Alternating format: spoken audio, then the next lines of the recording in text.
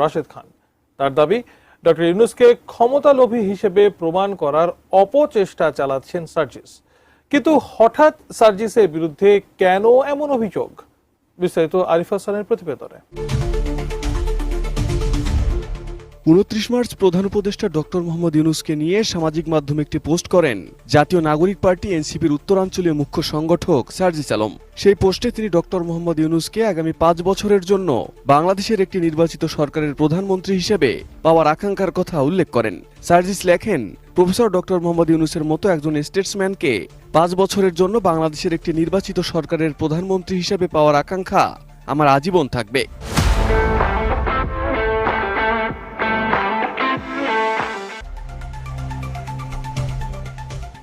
সার্জিসের সেই পোস্টকে অনেকে সমর্থন করলেও দেশের রাজনৈতিক অঙ্গনে সৃষ্টি হয় বিতর্কের। আর এ নিয়ে এবার প্রতিক্রিয়া জানিয়েছেন গণ অধিকার পরিষদের সাধারণ সম্পাদক রাশেদ খান।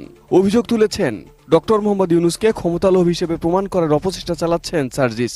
বলেন, এনসিপির উচিত হবে এ বিষয়ে বক্তব্য দেওয়া, অন্যথায় মানুষ মনে করবে ডক্টর মোহাম্মদ ইউনূসকে জাতীয় নাগরিক কমিটির প্রধান করে আগামীতে তাকে স্টেটসম্যান বানাবে তারা। এ ধরনের একটি চিন্তা ইতোমধ্যে সাধারণ মানুষের মাঝে চলে এসেছে বলেও দাবি করেন রাশেদ খান। শনিবার ঝিনাইদহে সাংবাদিকদের সঙ্গে আলাপকালে এসব কথা বলেন তিনি। রাশেদ খান বলেন, ডক্টর ইউনূসকে মূলত সার্জিস আলম বিতর্কিত করছেন।